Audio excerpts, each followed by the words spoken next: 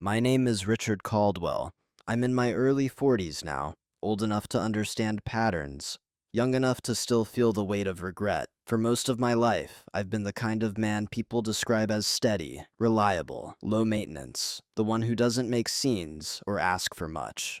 If you asked my coworkers, they'd tell you I was dependable but forgettable. If you asked friends, they'd say I was kind, quiet, and a little emotionally distant, someone who always seemed fine. What most people never notice is that being underestimated can become a habit that other people lean on. When you don't protest, when you don't demand attention, the world gets comfortable assuming you'll absorb whatever is inconvenient for them. This isn't a story about revenge. It isn't about exposing anyone or painting myself as the victim. It's about consequences, quiet ones, the kind that arrive slowly after all the noise has faded. I left my wife alone during her depression. Now I spend my evenings talking to empty rooms. It's paired with the truth I avoided for years. I chose comfort over commitment when she needed me most, and solitude is the only thing that stayed loyal to me. I'm not telling this story to justify myself.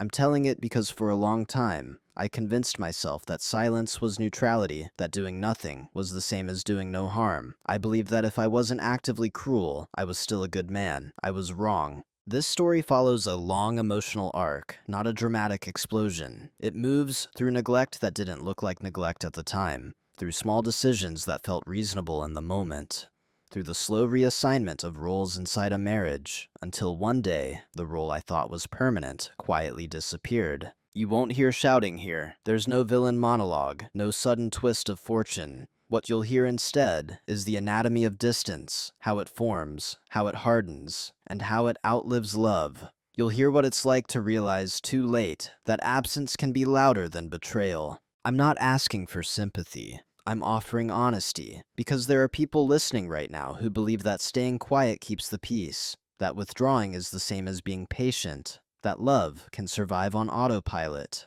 This is what happened when I believed that. Before we go any further, I want to ask you something, gently, without judgment. Have you ever assumed someone else would endure what you didn't want to face? For a long time, I believed I knew exactly who I was to the people around me. I was the dependable one, the man who didn't forget birthdays, who paid bills on time, who showed up when something broke and quietly fixed it. At work, I was the person managers trusted with unglamorous problems. Not the visionary, not the loud achiever, the stabilizer, the one who kept systems running so others could shine. At home, that identity followed me like a uniform I never took off. To my wife, Emily, I was solid. That was the word she used most often when people asked about me. Solid. Not passionate, not emotionally expressive, just solid.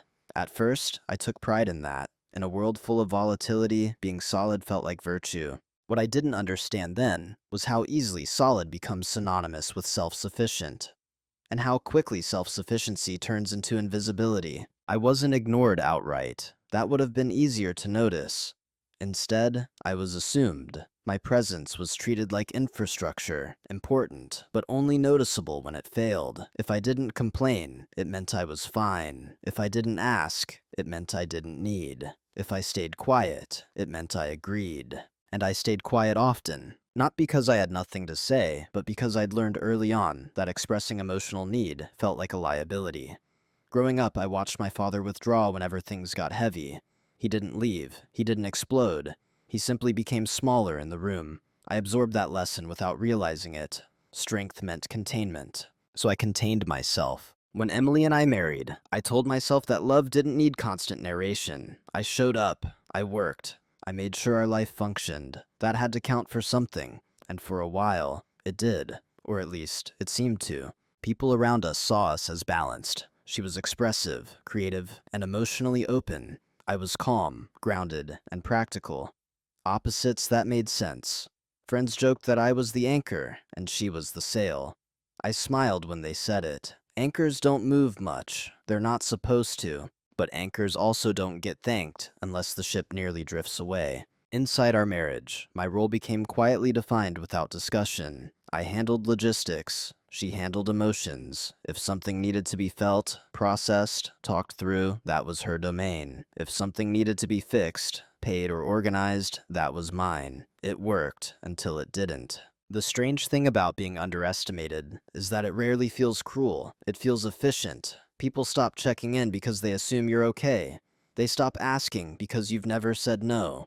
They stop noticing because you've trained them not to look. I trained everyone well. When Emily's moods began to change, slowly at first, almost imperceptibly, I didn't register it as a shift that required me to adapt.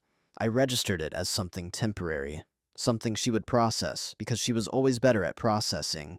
I told myself I was giving her space, that I wasn't crowding her with solutions or questions. In reality, I was maintaining my comfort. I was still being who I had always been to them: reliable, quiet, uncomplicated.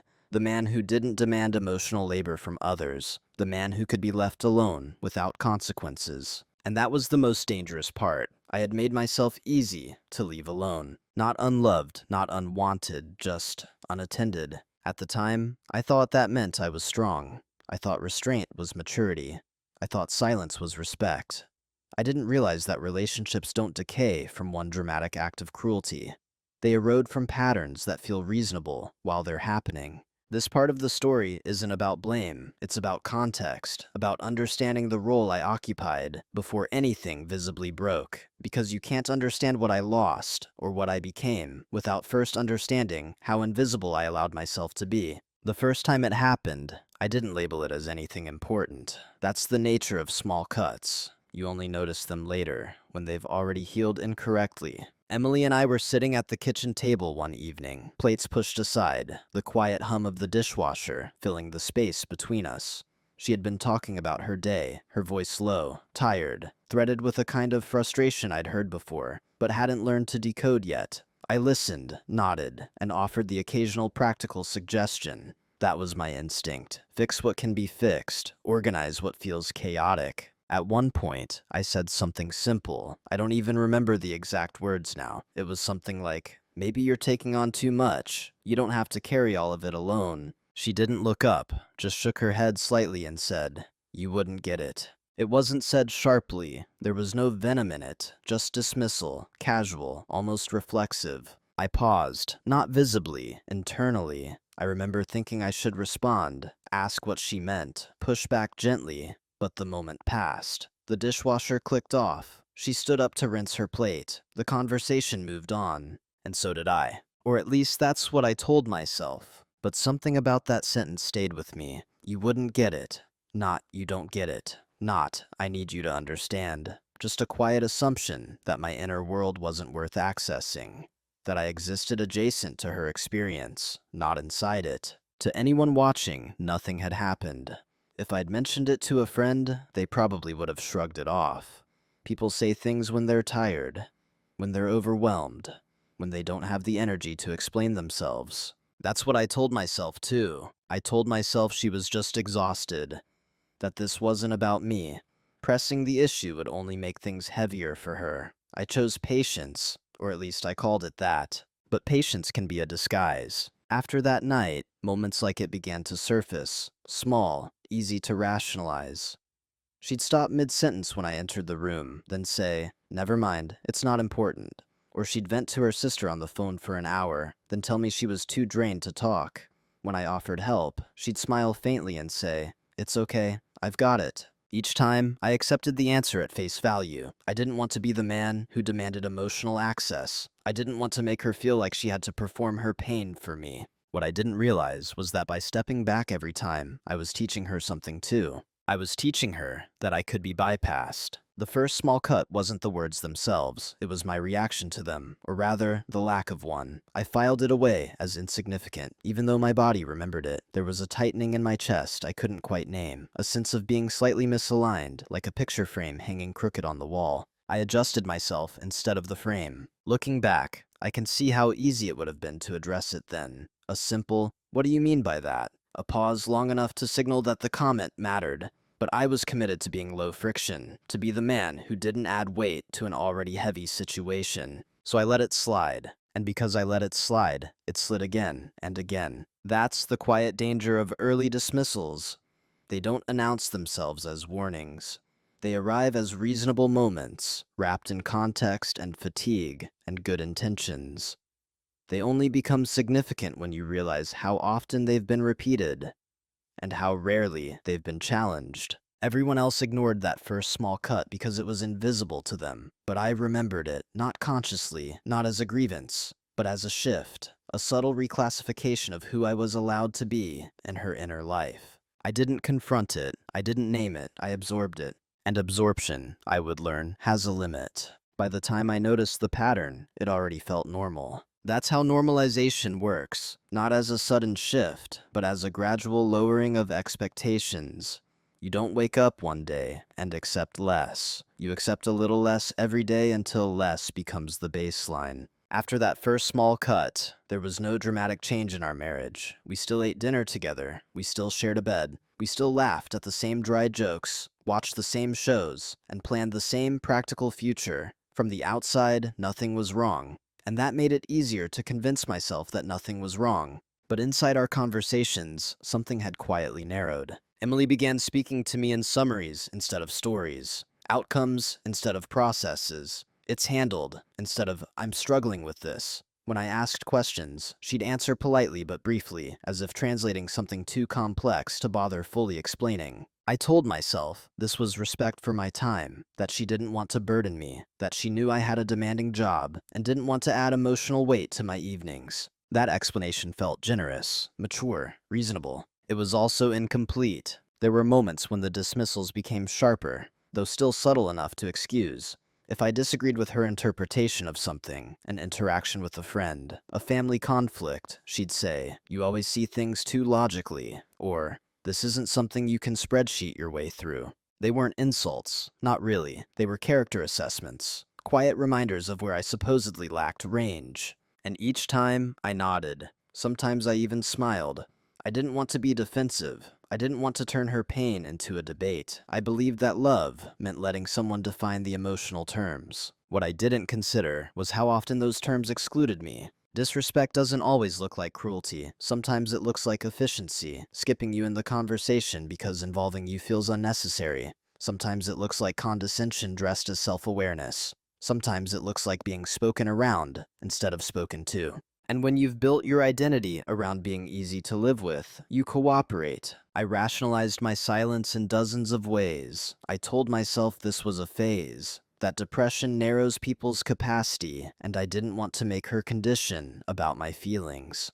I told myself that pressing for inclusion would be selfish, that I needed to be patient, stable, and understanding. I confused endurance with virtue. There were nights when I sat beside her on the couch while she scrolled on her phone, visibly distant, and I thought about reaching for her hand. Sometimes I did. Sometimes she squeezed back. Other times, she didn't notice at all. When she withdrew, I withdrew a step further, giving space before she asked for it, anticipating her needs so she wouldn't have to articulate them. That felt loving. It felt attentive. But it also made me optional. The more I adapted, the less she adjusted in return. Not maliciously, not consciously, just naturally. Humans tend to lean away from effort when something requires none. And I required very little. I stopped bringing up my own frustrations altogether. They felt trivial compared to hers. I stopped correcting small mischaracterizations of my intent. It didn't feel worth it. I stopped asking to be included in emotional decisions. I assumed she knew best.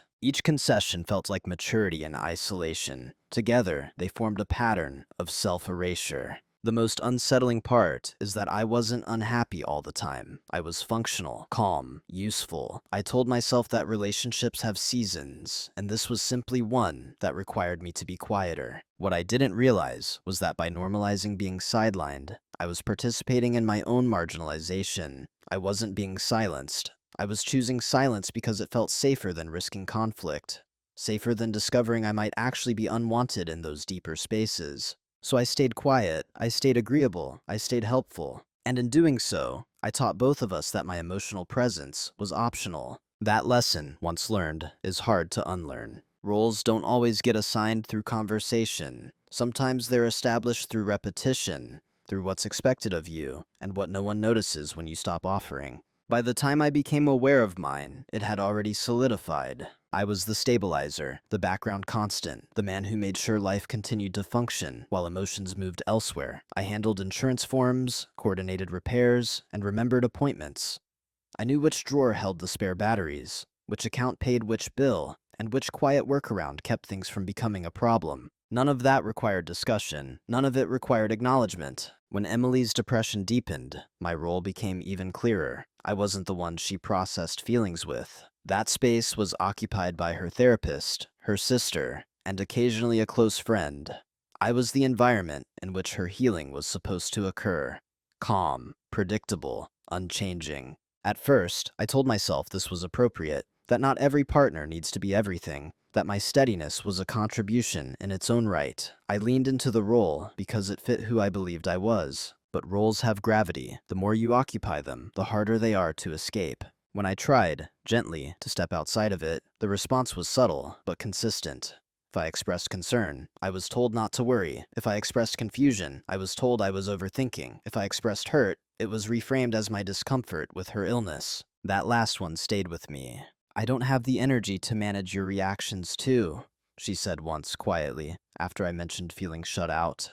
There was no anger in her voice, just fatigue. I nodded. Of course. Her energy was limited. Mine, apparently, was not. That moment clarified something I hadn't wanted to see. My emotional needs had been categorized as negotiable, optional, something to be postponed until a better time that never quite arrived. I wasn't resentful. I was relied upon. And reliance can be a strange kind of invisibility. People don't look closely at what they depend on unless it fails. They assume it will continue to perform as it always has. My calm was assumed. My patience was assumed.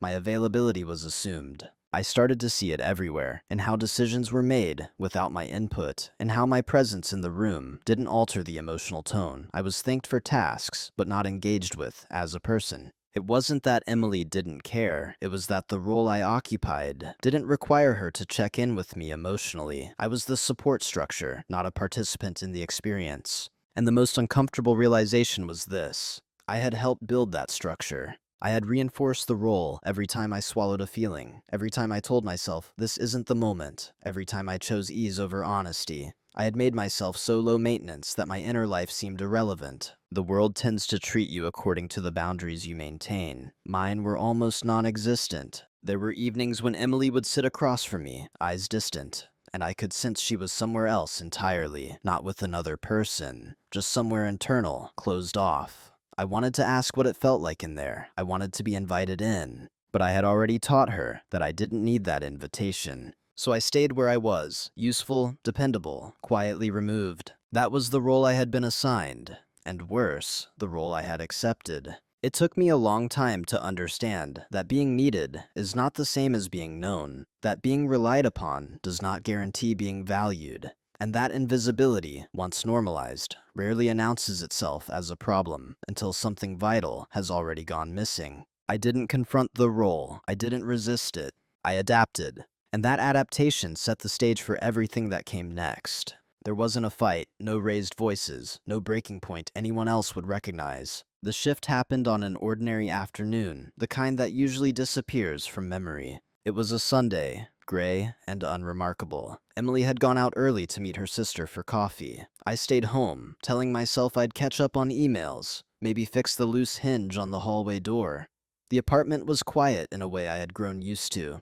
Functional silence, not peaceful. At some point, I sat down at the kitchen table with a mug I didn't really want, and opened my laptop out of habit. I stared at the screen without typing anything. That's when I noticed how tired I felt, not physically, but structurally, like something in me had been under tension for so long that it no longer knew how to release. I looked around the apartment. Everything was in order, clean, maintained, predictable. And for the first time, instead of feeling pride, I felt absence. Not loneliness, absence. It occurred to me, quietly and without drama, that if I weren't there, most of this would still function. Maybe not immediately. Maybe there would be small inconveniences, but the emotional atmosphere wouldn't change much at all. That thought didn't hurt the way you'd expect. It clarified. I realized that I had been living as if my value was measured by how little disruption I caused. As if love were something you preserved by minimizing your footprint. I had mistaken self-erasure for devotion.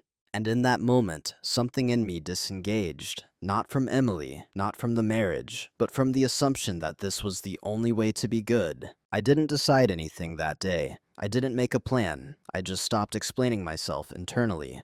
I stopped narrating my silence as virtue. I let myself see it for what it was. Avoidance that had been rewarded long enough to feel normal. When Emily came home later that afternoon, she was in a lighter mood. The coffee had helped. She chatted casually about her sister, about a new cafe they'd found. I listened. I smiled at the right moments. I responded appropriately. But I noticed something new, how little effort it took to perform that role, how automatic it had become. I could do it without being present at all. That realization unsettled me more than any argument could have. That night, lying in bed beside her, I stared at the ceiling and felt a strange calm, not peace, distance, a subtle emotional withdrawal I hadn't consciously chosen, but didn't resist either. For the first time, I didn't feel responsible for managing the emotional temperature of the room. I didn't pull away physically. I didn't become cold or cruel. I simply stopped compensating.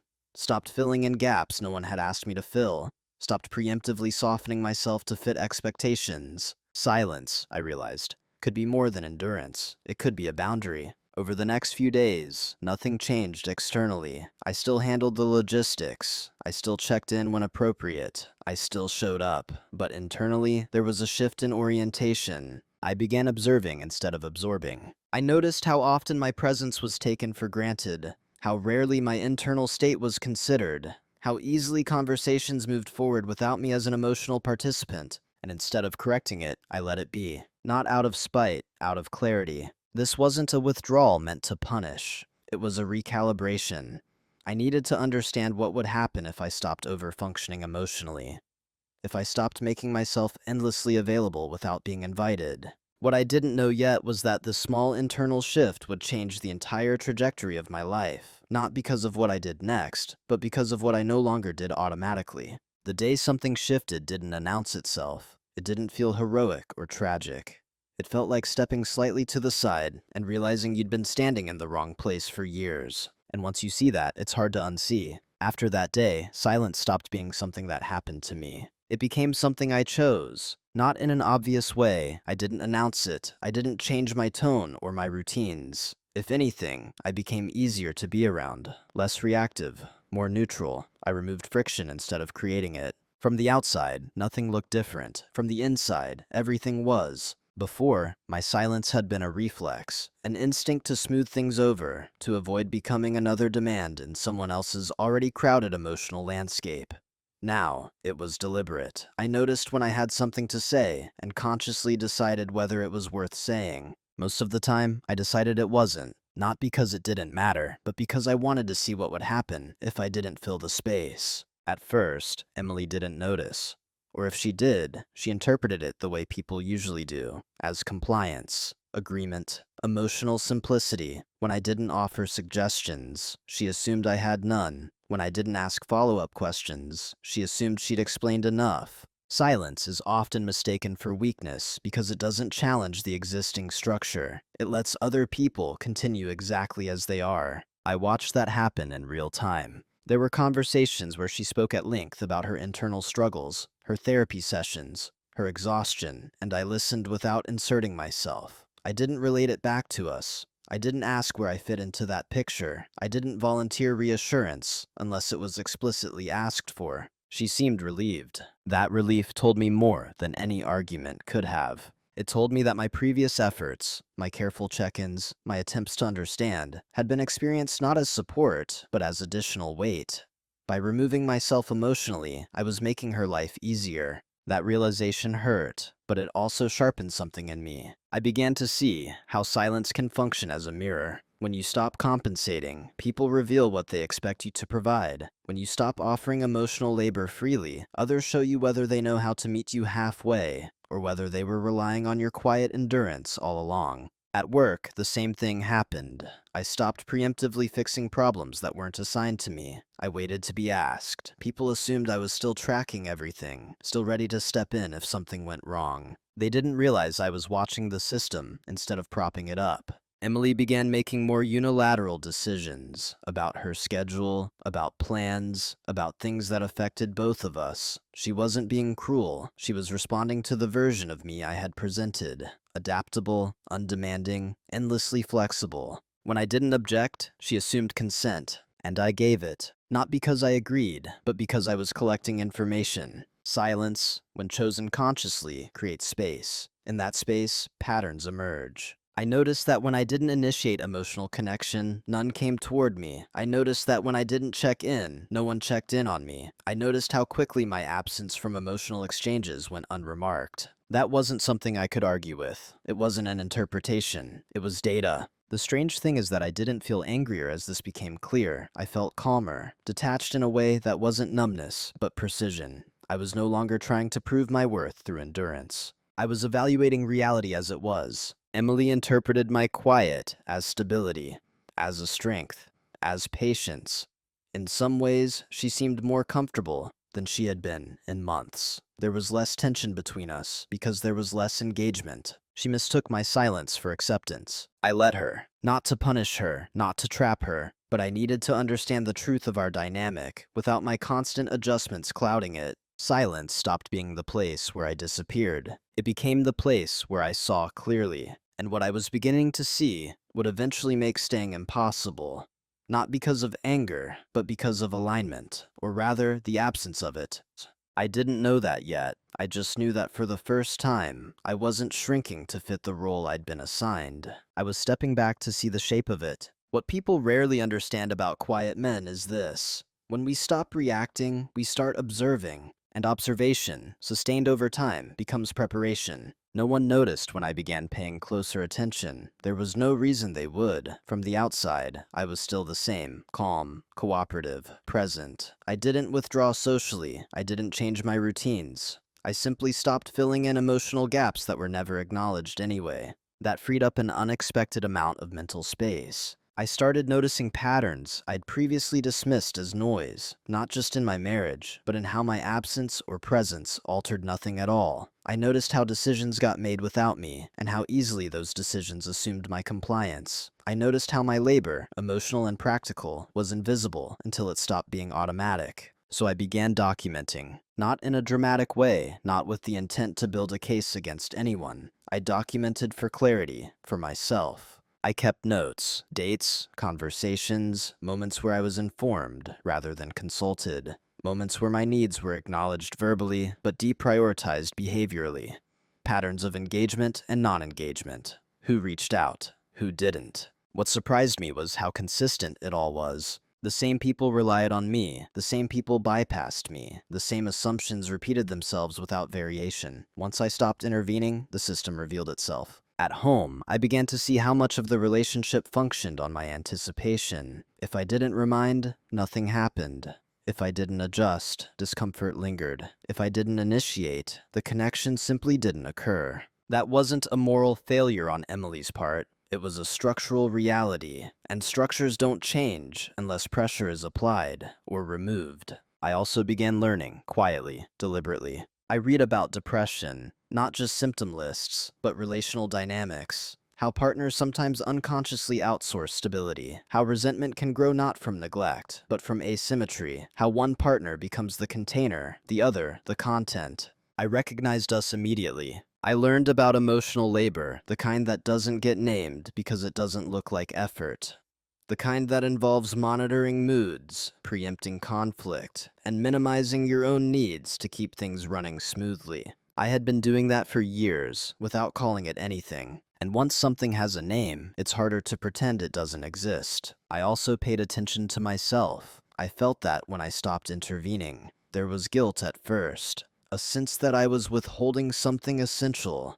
But that guilt faded when I realized no one had asked me to provide it anymore. I wasn't withholding, I was just no longer overfunctioning. Emily continued her routines. Therapy, coffee with her sister, occasional social plans. She seemed steadier in some ways, and I was glad for that. I wasn't rooting for her pain. I wasn't waiting for a collapse. I was waiting for recognition. It didn't come. Weeks passed, then months, and in that time, something else happened. I began positioning myself. Again, not dramatically, just practically. I reviewed our finances, not out of suspicion, but awareness. I noted how responsibilities were divided. I made sure I understood the logistics of our shared life independently instead of assuming continuity. At work, I did the same. I clarified my role. I reduced unspoken dependencies. I ensured that if I stepped back, things wouldn't immediately fall apart, but they would be noticeable. This wasn't revenge. It was self-respect, finally expressed through structure.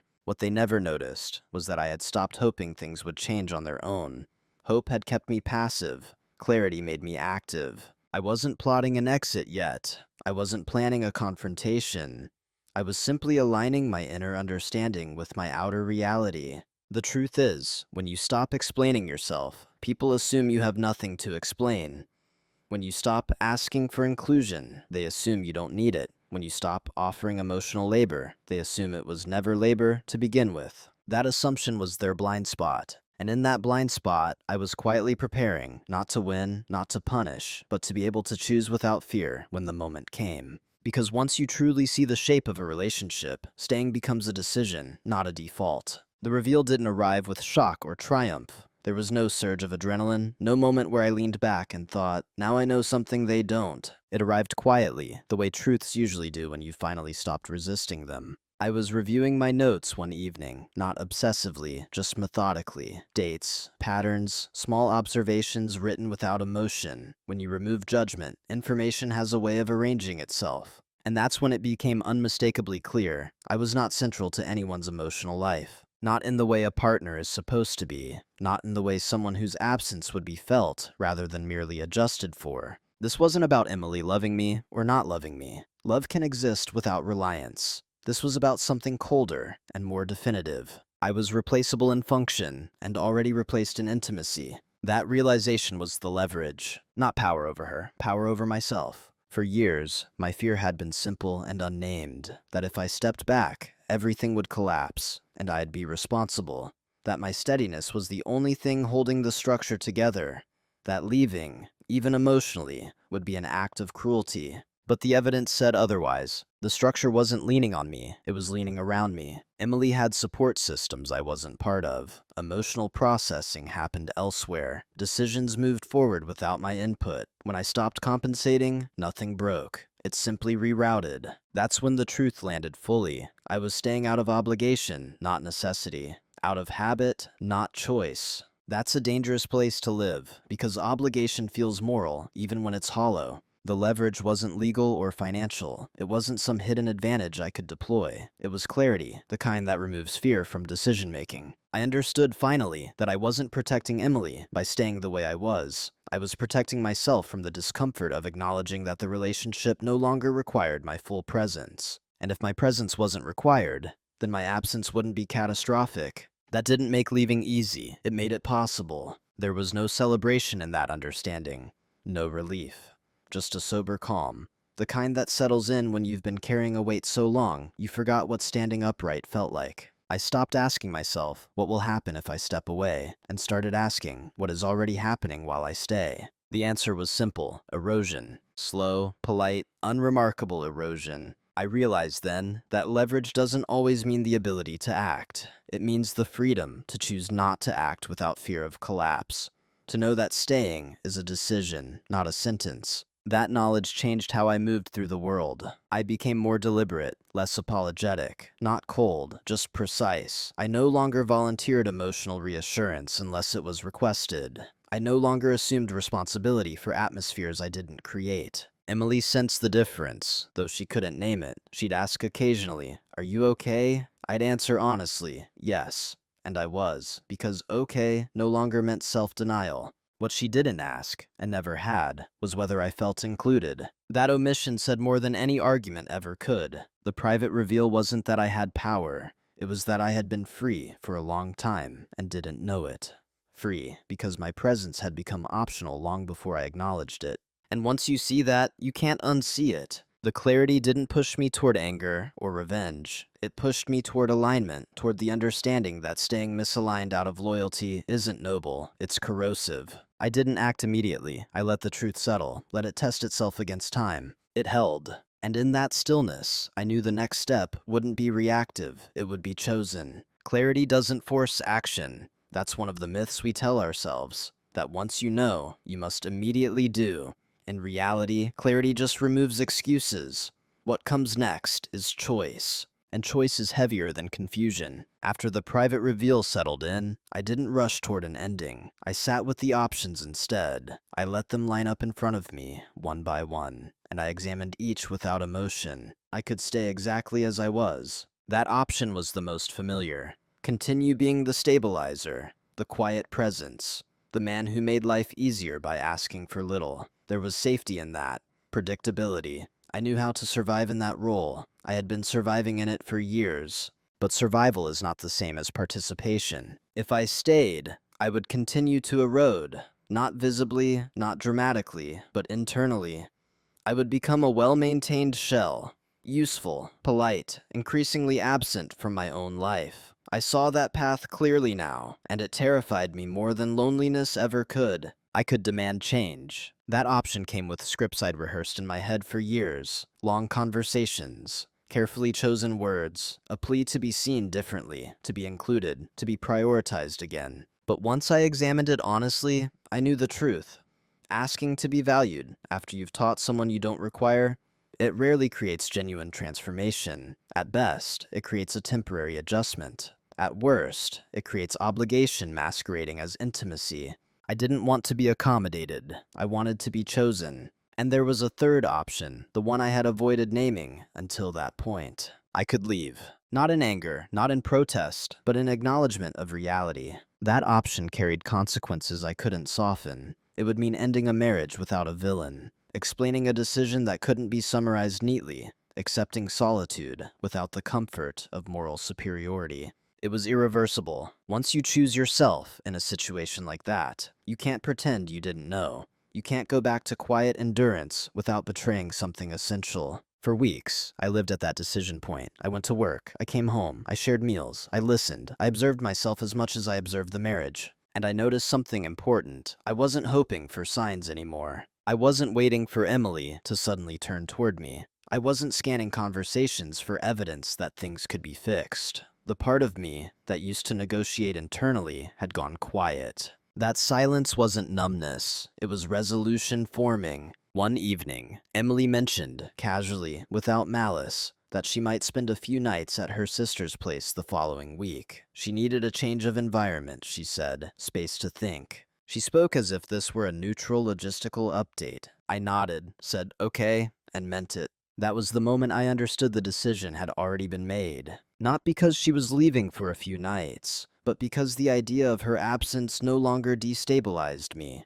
I didn't feel panic. I didn't feel fear. I felt symmetry. The emotional distance had already been normalized. Physical distance would just make it visible. That night, lying in bed alone, I didn't rehearse speeches or imagine confrontations. I didn't feel righteous. I didn't feel betrayed. I felt aligned. The irreversible choice wasn't dramatic. It was simply the decision to stop living, as if my needs were secondary by default, to stop mistaking endurance for love. Leaving wouldn't make me stronger or better. It would just make me honest. I knew that once I spoke the words, once I named the misalignment, I wouldn't be able to take them back, even if she promised change, even if she suddenly saw me. Because what I needed wasn't recognition born of crisis, it was a presence freely given. And that, I knew now, couldn't be negotiated into existence. So I waited, not for permission, not for validation, just for the right moment to move in a way that matched what I already understood. Once the decision was real, the noise stopped. That's the part people don't expect. They imagine endings as emotional storms. Arguments, confessions, visible unraveling. But when a choice has already settled inside you, action becomes quiet, almost procedural. I didn't announce anything. I didn't hint. I didn't withdraw affection to send a message. I simply began aligning my external life with the internal truth I'd already accepted. Silently. The first changes were administrative, boring, invisible. I reviewed our shared accounts, not with suspicion, just with clarity. I made copies of documents I hadn't looked at in years. Insurance, property records, retirement statements, things I'd always handled passively because we were stable. Stability, I learned, is not the same as permanence. I opened a separate checking account in my name.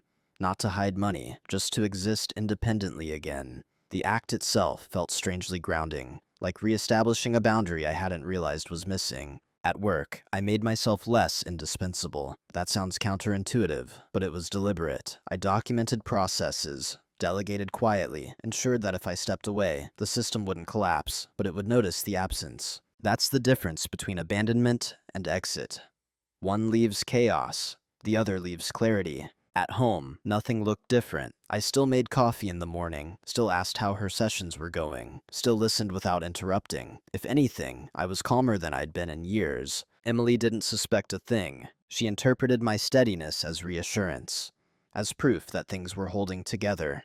That assumption wasn't malicious. It was consistent with the version of me she'd known. I didn't correct it. Silence, at this stage, wasn't avoidance. It was containment. I was holding the reality long enough to transition without emotional damage to either of us. I scheduled a consultation with the lawyer during a lunch break. No drama, no panic, just questions, timelines, options, consequences. Walking back to my office afterward, I didn't feel guilty. I felt sober, grounded in the knowledge that preparation is not betrayal, it's respect for reality. The strangest part was how normal everything felt. We had dinner one night and talked about a show we were watching. She laughed. I smiled. There was warmth, but it was the warmth of familiarity, not intimacy. The kind you feel with someone who knows your routines but not your interior. That distinction mattered now. I didn't rush her sister's upcoming visit. I didn't ask when she'd be back. I didn't fill the silence with reassurances. When she left for those few nights, she hugged me at the door and said, "Thank you for understanding." I nodded. I didn't say, "You don't know what you're thanking me for." Because the truth was, this time, I wasn't understanding her needs at the expense of my own. I was understanding the situation as it was. While she was gone, I walked through the apartment differently, not as a caretaker, as an evaluator. What would I miss? What would I not? The answers came easily, too easily. I didn't feel abandoned. I felt present in my own life for the first time in years. No one noticed any of this because nothing had gone wrong yet. There were no raised voices, no changes in routine, no emotional outbursts to signal danger. That's the nature of moving in silence. By the time others feel it, the ground has already shifted. I wasn't leaving yet, but I was no longer staying by default. And that distinction, quiet, invisible, irreversible, was already reshaping everything. Consequences don't always arrive as events. Sometimes they arrive as absences that don't have names yet. When Emily came back from her sister's place, she seemed lighter, rested. There was a brief optimism in her voice, as if the time away had reset something. She hugged me longer than usual that first evening and said, "It really helped. I think I needed that." I told her I was glad, and I meant it. But something subtle had shifted in how she looked at me. Not an alarm, not suspicion, just a faint recalibration, as if she were checking whether the furniture had been rearranged while she was gone. She couldn't point to anything concrete. That's what made it unsettling. I was still kind, still present, still reliable, but I no longer filled in emotional blanks. I no longer anticipated needs that weren't voiced. When she talked, I listened, but I didn't translate myself into her experience anymore. That absence registered, even if she couldn't articulate it. She began asking small questions. "Are you tired? Work okay? You seem quiet lately." I answered honestly, "I'm fine," because I was. What she was noticing wasn't distress. It was the removal of a constant she'd never realized she depended on. The emotional cushioning was gone. When she grew frustrated one evening and vented about a difficult therapy session, I didn't rush to reassure her. I didn't soften the edges of her feelings or redirect them toward optimism. I simply acknowledged them and stayed where I was. She paused mid-sentence and looked at me. "You're different," she said, not accusingly, just observant. I nodded. "I know." That was all. The room felt heavier after that, not because of conflict, but because something unspoken had entered it. A sense that the familiar dynamic no longer operated automatically. Over the next few weeks, I noticed the ripple effects spreading outward. At work, colleagues started double-checking things they'd always assumed I had handled.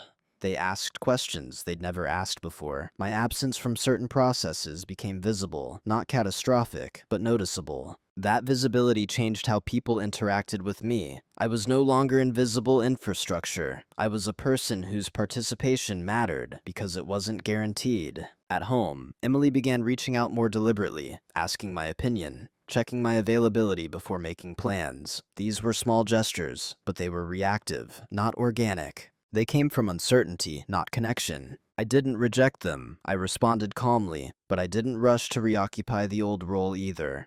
I let the imbalance stand long enough to be felt. That's when the discomfort started to surface. She became restless, less certain. There were moments when she seemed to be searching for something, some emotional reassurance that used to be there without being requested. One night, she asked, "Are we okay?" I took a breath before answering, not to prepare a defense, just to be precise. "I think we've been on autopilot for a long time," I said, "and I'm not sure autopilot is working anymore." She didn't argue, she didn't cry, she just sat with that. That was when I realized the consequences had fully begun, not as punishment, but as exposure. When you stop overfunctioning, others are forced to fill the gap, not because you're withholding, but because the system was built on an unspoken imbalance. Emily wasn't losing me yet, but she was losing the version of me who made everything emotionally smoother without asking for anything in return. And she didn't know how to replace that. Neither did I. The house felt quieter now, not emptier, just more honest. Conversations had weight again, pauses lingered longer. This wasn't a collapse, it was recognition, arriving late. By the time she fully understood what she was feeling, the groundwork for change, or separation, had already been laid. Consequences don't always announce themselves with drama. Sometimes they begin as a question no one knows how to answer. The moment people imagine as the wake-up call rarely works the way they think it will. It doesn't arrive with clarity, it arrives with panic. Emily's came gradually, like someone realizing too late that the floor beneath them isn't solid, it's just familiar. She started trying harder, not dramatically at first. Small gestures that felt almost tentative, like she was testing whether the old rhythm could be restored if she stepped back into it carefully enough. She cooked dinner one night, something she hadn't done in months, and asked me to sit at the table while she finished. She asked more questions, lingered in conversations, reached for my hand without looking at her phone. A year earlier, those gestures would have meant everything to me. Now, they felt late. Not wrong, just misaligned. Because what she was responding to wasn't me. It was the absence of the emotional scaffolding I'd removed. She wasn't turning toward my inner world. She was trying to rebuild the structure that made hers easier to carry. And I could feel the difference. There was an urgency in her now, a kind of anxious energy that hadn't been there before. She started asking questions that sounded like concern, but carried an edge of fear underneath. "Are you unhappy? Did I do something? Is this because of my depression?" Those questions weren't invitations to connect. They were attempts to locate the threat. I answered carefully, not evasively, just truthfully. "I don't think either of us has been fully present for a long time," I said one evening, "and I don't know how to pretend that's not true anymore." That was when the confusion set in. She cried, not loudly, not theatrically. Quiet tears that came from not understanding how something could break without a clear moment of damage. She told me she thought we were surviving something together, that she believed my steadiness meant we were okay. And that was the tragedy of it. My silence had protected her from urgency for too long. It had delayed the reckoning until change required more than awareness. It required transformation. She promised she could try harder, be more open, include me more. She asked what I needed. And for the first time in a long while, I didn't rush to answer, because the honest answer wasn't a list of behaviors. It wasn't reassurance or attention or effort. What I needed was not have to teach someone how to see me after years of being invisible by design. That's a terrible thing to realize, because it means love alone isn't enough to reverse time. I told her I didn't want promises made out of fear. I didn't want urgency born from the possibility of loss. I wanted presence that arrived before withdrawal, not after it. She nodded, said she understood. But understanding isn't the same as capability. Over the next few days, the tension grew heavier, not explosive, just dense. Every interaction felt like it was being evaluated for meaning. Every silence felt charged. That's when I knew it was too late. Not because she didn't care, but because the relationship had reached the point where repair would require me to reopen a part of myself I had already closed to survive. And once you close something to protect your core, reopening it isn't an act of love, it's an act of risk. I wasn't angry. I wasn't punishing her. I was simply no longer willing to gamble my sense of self on a dynamic that had already taught me how easily I could disappear. She kept trying, and every attempt only confirmed the same truth. She was reacting to my withdrawal, not responding to who I actually was. The timing was wrong. The effort, though sincere, was driven by panic, not mutual recognition. That's what made it irreversible. You can't fix something at the exact moment someone stops believing it can be fixed. By the time Emily was ready to fight for us, I had already stopped fighting myself. And that realization, the one that comes too late for everyone involved, is the quietest kind of heartbreak there is. When the conversation finally happened, it didn't feel like a confrontation at all. There was no build-up, no raised voices, no moment where one of us said, "We need to talk." It happened on an ordinary evening after dinner, while the dishes were still drying in the rack. The apartment was quiet in the way it gets when two people know something is coming, but don't want to dramatize it. Emily sat across from me on the couch, legs tucked under herself, hands folded together. She looked tired, but not panicked anymore. The panic had burned off, leaving something heavier behind.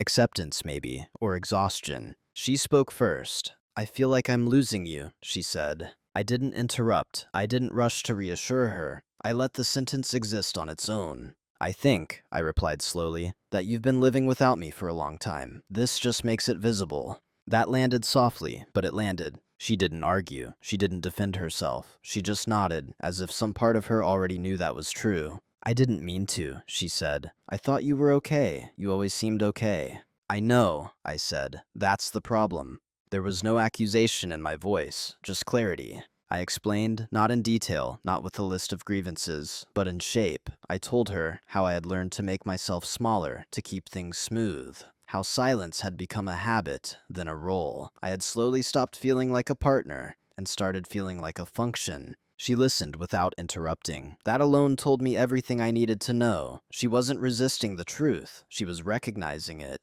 "I wish you told me sooner," she said. I believed her, but belief doesn't rewind time. I didn't know how, I said, and by the time I did, I wasn't sure being heard would change anything. She asked then, quietly, almost carefully, "Are you saying you want to leave?" I took a breath, not to steady myself, to honor the weight of the moment. "I'm saying I don't know how to stay without disappearing," I said, "and I don't want to live that way anymore." There was no argument after that, no bargaining, no promises, just silence. Not the old silence, the kind that erased me, but a shared one, heavy, honest. She cried. I didn't stop her, and I didn't retreat either. I stayed present without trying to manage her feelings. That was new for both of us. At one point, she said, "I never meant to make you feel alone."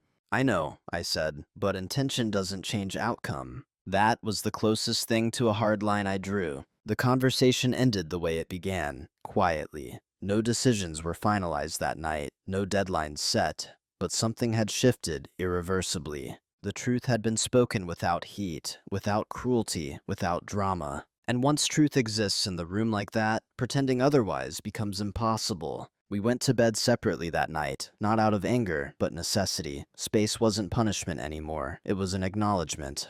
The confrontation didn't feel like a rupture, it felt like closure beginning to form. Sometimes, the most decisive moments in a life don't feel powerful at all. They feel calm, like the moment you stop holding your breath without realizing you've been doing it for years. After that conversation, things didn't end immediately. They resolved. Resolution is quieter than endings. It doesn't rush. It doesn't demand witnesses. It simply rearranges your sense of self until the old shape no longer fits. Emily and I took time, practical time. We talked logistics without hostility. We gave each other space without theatrics. There were moments of sadness, moments of familiarity that surfaced unexpectedly, but they no longer pulled me backward because something essential had already changed. I was no longer negotiating my worth internally. When I eventually moved out, it wasn't dramatic. A few boxes. A car was loaded in the early morning. A last look around an apartment that had once felt like proof of stability and now felt like a well-maintained archive. Nothing was wrong with it. It just wasn't alive for me anymore. Living alone was quieter than I expected. Not empty. Intentional. Evenings stretched out without needing to be managed around someone else's emotional state. I cooked when I wanted, sat in silence without wondering if it meant something was wrong. And sometimes, yes, I talk to empty rooms. Not out of loneliness, but out of reorientation. When you've spent years narrating yourself internally instead of aloud, it takes time to remember that your thoughts deserve air, your reactions don't need to be pre-approved, that your presence doesn't require justification. I didn't come out of this angry. That surprises people when they hear the story. Anger requires a sense of injustice. What I felt instead was responsibility. Clean, unromantic responsibility for the ways I had chosen comfort over commitment, silence over clarity. I didn't abandon Emily during her depression in a dramatic way. I abandoned the work of being emotionally present because it felt overwhelming, and because I believed my quiet endurance was enough. It wasn't. That doesn't make me a villain. It makes me human and accountable. Who I am now is someone who pays attention earlier. Someone who understands that love without presence is maintenance, not partnership. Someone who no longer confuses being needed with being known. I'm still calm, still reserved, still not loud, but I am no longer invisible by default. If something matters to me, I say it, even if my voice shakes. If something hurts, I name it before it calcifies into distance. I don't wait for permission to exist emotionally, and I don't stay where my presence is optional. Solitude didn't punish me, it clarified me. It showed me that being alone is not the same as being lonely, and that loneliness can exist even in shared spaces when you are unseen. I don't tell this story to absolve myself. I tell it to mark the line between who I was and who I am now. A man who understands that silence is not always grace, that patience is not always love, and that commitment requires more than just staying. Sometimes, it requires the courage to leave without hatred, and to live afterward without bitterness. I still come home to quiet most nights. The rooms don't echo the way people imagine they do when they hear that. There's no dramatic emptiness, no constant ache, just space. Space that reflects whatever you bring into it. Some evenings, I cook and eat slowly. Other nights, I sit on the couch with a book I don't finish. And sometimes, without thinking, I speak out loud. A thought, a reaction, a sentence that never needed to be filtered for someone else's comfort. That's when I realized how long it had been since I'd allowed myself that simple freedom. This story doesn't end with redemption or punishment. No one wins. Emily is still living her life. I hope she's healing in ways that don't require anyone to disappear for her to survive. I don't wish her pain. I don't need her regret. What I needed was honesty with myself first. The moral of this story isn't that you should leave when things get hard. It's not that depression makes relationships impossible, and it's certainly not that silence makes you strong. It's this: love that survives on avoidance isn't love, it's maintenance. And maintenance, over time, will cost you your presence. I chose comfort over commitment, when commitment required discomfort. I chose stability over intimacy, because intimacy demanded risk. I told myself that being steady was the same as being there. It wasn't, and solitude didn't betray me, it revealed me. It showed me that staying quiet to keep the peace doesn't preserve connection, it delays its collapse. That waiting to be invited into someone's inner world doesn't make you respectful, it makes you absent. If there's anything I've learned, it's that the most dangerous moments in a relationship aren't the loud ones. They're the quiet accommodations you make without realizing you're erasing yourself. The times you say, "This isn't worth bringing up." The times you think, "They're dealing with enough already." The times you decide that being needed is enough to feel valued. Those choices feel kind in the moment. They feel mature. They feel loving. Until one day you realize you've trained everyone, including yourself, to live without your full presence. And by the time someone notices, it may be too late, not because they don't care, but because you've already learned how to survive without being seen. I don't regret leaving. I regret not speaking sooner. If you're listening to this and you feel yourself in the background of your own life, I'm not telling you what to do. I'm not offering advice disguised as wisdom. I'm just telling you what silence taught me. That peace built on self-erasure isn't peace. That loyalty without presence is just endurance. And that being alone is sometimes the first time you actually arrive. So I'll leave you with one question. No judgment, no instruction, just honesty. Where in your life have you been quietly disappearing and calling it love?